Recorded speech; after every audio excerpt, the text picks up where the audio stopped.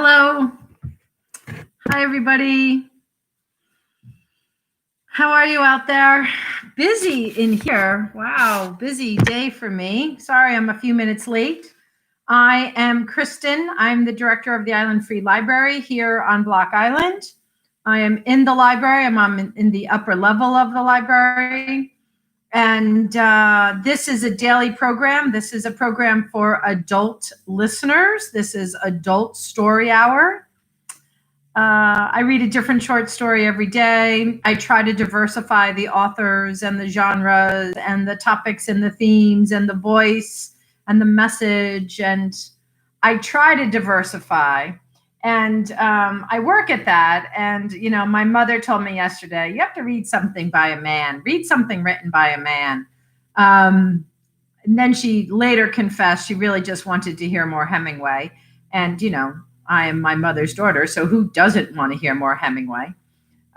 Maybe some of you. I don't know. Maybe some of you don't. I certainly would love to hear more Hemingway, but I'm not reading Hemingway today. And I'm not even really sure what I'm reading. If you can tell, I'm a little scattered here looking around my pile. This is quite the pile of books. Is that all of them? Yeah, that's a lot. And that's just one section of the library where my books are piled up. I have other rooms that I've been working out of where the books are piled up. But I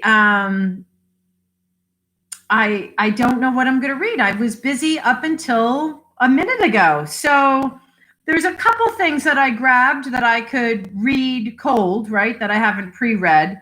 And I think, I keep looking this way, I think it's going to be this one. I think I'm going to read Houlihan today. Houlihan is, he's often found in the Block Island Times. He's a columnist for the Block Island Times. He works at the Ferry.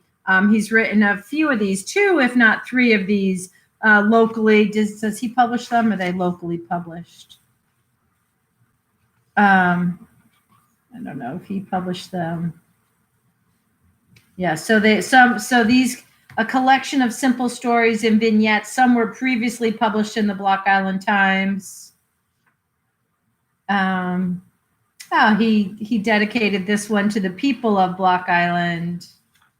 I don't know who publishes them. Maybe him, because they seem to be self-published. There's no publication date here.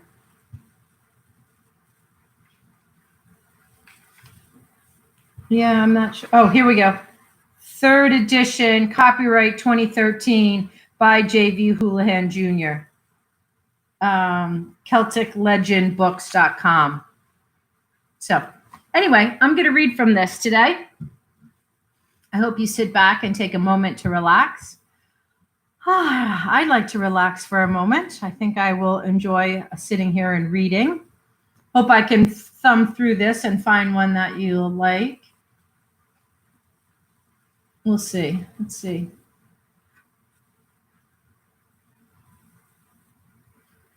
I think, I think I'll read this. So I liked this. This caught my eye because this book is called The Monkey's Fist, and Other Stories from the Block Island Ferry by J.V. Houlihan Jr. And then when you open to the title page, it says The Monkey's Fist, The Prince of Knots. And this short story, this selection from within this book is called Memories of Catching the Prince of Knots. Father and son. Living in Sandhill Cove, I was the closest guy to the ferry dock. So meeting the ferry at the end of the day worked in with my family life. It took about 4 minutes to go meet the ferry, which I did all the year round. When my son Liam was about 2 years old, I'd put him in his baby seat on the back of my bike and bring him to the dock to meet the boat. I'd bring him to the end of the pier, catch the line, coil it, and then haul him up into the forklift and unload the freight coming off the island. By the time we got back home, my son would be fast asleep. 14 years later, Liam was working for the Southland, a small sightseeing boat docked next to the ferry, now owned by a former student of mine. One night, I was standing next to the cluster of pilings waiting to catch the line for the ferry. I looked over my shoulder, and there was Liam, waiting for the crew of the Southland to toss him the lines to help him tie up that boat.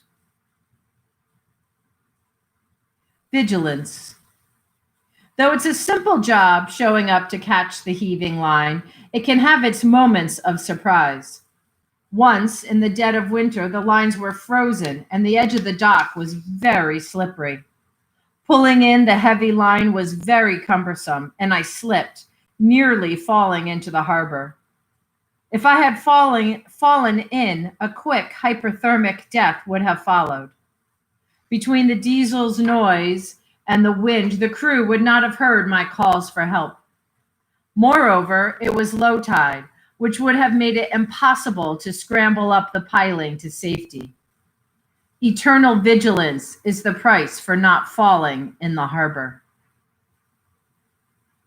Focus. On several occasions over the years, I have caught the monkey's fist in the palm of my hand. I simply raised my hand and the monkey's fist met mine. Timing. It was a Zen moment, pure, clean, and focused. The first time this ever happened, Jerry Corrado was the crew member who tossed me the heaving line. He said, "Good catch, Houlihan." Ironically, Jerry was also the crew member who tossed the line that clocked me in the head and sent me to my knees. It was a day like any other when Jerry let loose the heaving line and monkey's fist. The southwest wind gusted for a second, just enough to stall the Prince of Knots above me and drop right onto my head. I saw stars and fell to my knees. He said, "Oh God, I'm sorry, Houlihan."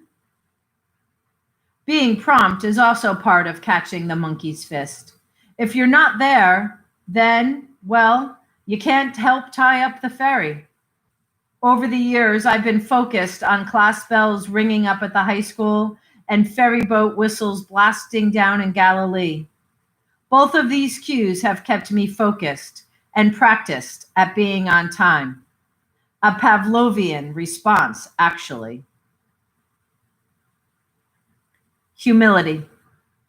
Seagulls are a clear and present danger in Point Judith. Always were and always will be.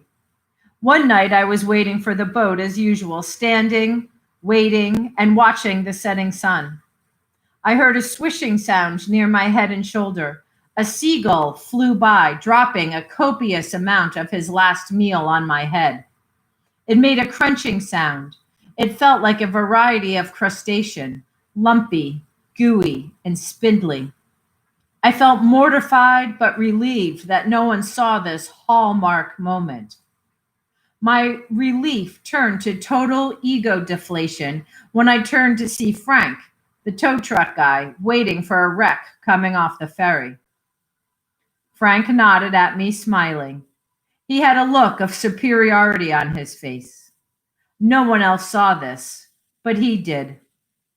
As Frank pulled a wreck off the boat, he drove by and said, "Get any on ya?" Ha ha ha. "Another day in paradise," I snarled, mindful of the sticky mess remaining on my head and the knowing glances of several passengers walking off the ferry. The ferry comes in, the ferry goes out. The years passed quickly. I raised a family, continued teaching up at the high school and loading ferry boats. Like the monkey's fist, that seamless knot, sometimes I didn't know where one job began and the other ended. Somehow, on any given day, teaching the adventures of Odious,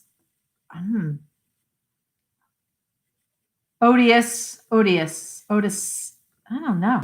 Teaching the adventures of Odious and driving a forklift made sense. I felt very grounded and connected down on the ferry dock. Catching the heavy line and monkey's fist has been a part of my life for 34 years. Each day ends with catching the line. I take the freight off the boat, lock up the office, and go home. Day in, day out. Seamless. These days, I move a bit slower. I've adapted a geezer in training mindset. Rather than walk, I drive a forklift to the end of the state pier to get the heaving line and coil it while I drive back to the stern of the ferry. After knee surgery, this is a very practical solution. Yankee sensibility, you know. I only have so much cartilage to work with these days. Sometimes I bring our Scottish Terrier Mac down to the boat and give him a forklift ride. Ferries and cruise. Since I began my monkey's fist and ferry boating days, I've seen many changes in the ferry loading space where I've worked all these years. We used to carry the ticket cash register onto the ferry and sell tickets on the island and repeat the process in Point Judith. Now, of course, we have computers and a building to house them. The ferry company had 3 boats in 1974. Now it has 6, which includes the high-speed ferry Athena. There are so many ferry crews and dock guys, it's hard to keep track of who's who. Furthermore, it's sometimes hard to remember what the ferry dock looked like back then. One thing I do remember clearly is the ramp at the end of the state pier where I now catch the lines for the incoming ferries. We raised the ramp by hand with a block and tackle system to load and unload the Quonset. And I remember my shipmates who did this with me. Tough job at low tide at the end of a long day. Seamlessly, we would spell each other to get the ramp up to the ferry deck. Richie Diggins, the Fogarty and Hull brothers, Grant Parker, Wayne Browning, Matt Rooney, Buster Hyde, and Scott Kavanaugh all helped each other. Now I push a button and raise the loading ramp by myself. Over the last 34 years, the seamlessness of my family life and jobs has rolled along with this Prince of Knots. At the ferry, I can discuss books with passengers who I've known for many years. Stimulating conversation comes to me in this peopled environment. I can be discussing theater-related stuff with actor and writer types 1 minute and a friend's tugboat the next. My friend Rick has a 106-foot tugboat on the island. He drives his tractor to his tugboat. How many guys can do that? And where would I meet them? Births, deaths, successes, and failures all pass by the ferry dock. There's a cast of characters in this living theater too numerous to possibly mention, and I'm in the middle of all these comings and goings. I was talking with a movie guy once, and he told me how much his theater teacher meant to him in high school. My dad had recently died, and this little connection made me feel good for a bit.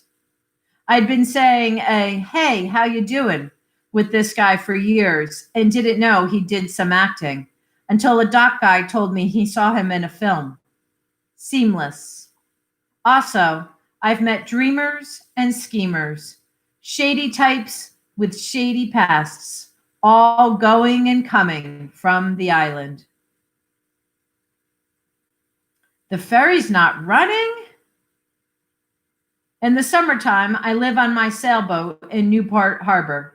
Our company runs the MV Nelseca 1 trip a day in the summer from Fort Adams. One morning last summer, as usual, I was there to catch the heaving line and the monkey's fist and help the crews dock the ferry under the capable command of Captain Joe Welch. This day, however, it was blowing hard and raining. Our base in Point Judith called me to say they were canceling because of the northeast winds and big seas. The trip from Newport can be nasty in that sea condition. One guy was there to take the ferry that morning. I felt bad telling him we'd canceled.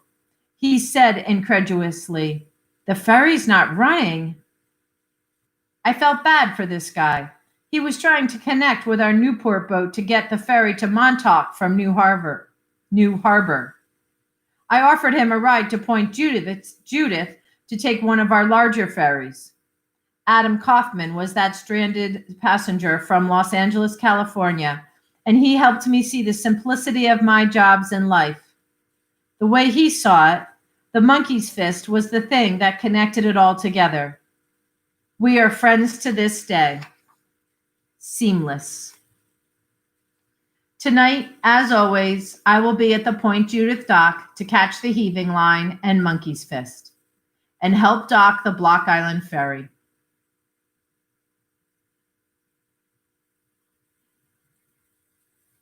This section ends with a note.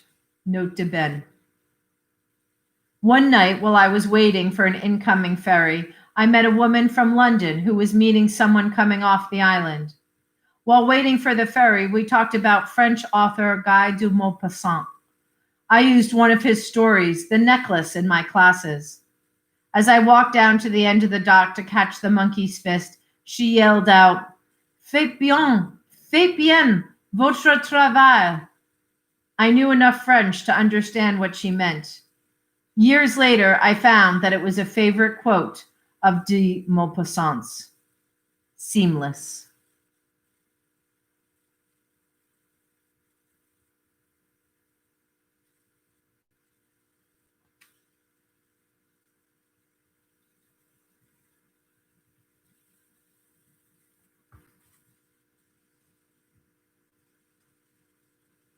Houlihan's story in the Block Island Times last week was about he and his wife adopting dogs.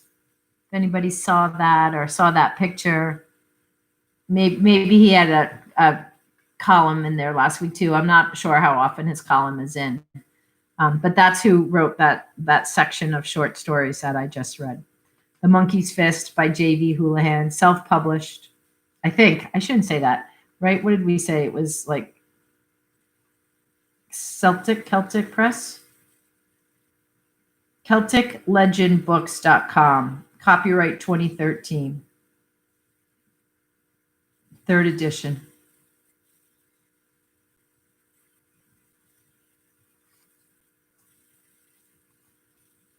Thanks for coming. I hope you have a great afternoon. Library is open tomorrow, 10 a.m. to 2 p.m. for outside library hours. If you haven't been by yet, come on down, check it out, see what we're doing, have a visit. Go home with something to read and something to watch. For now, we're closed, but we'll be there in the morning. Thanks a lot for coming to Frankenstein Tea. I'll see you all tomorrow. Have a great afternoon. Wear your masks, wash your hands, keep your distance. Peace.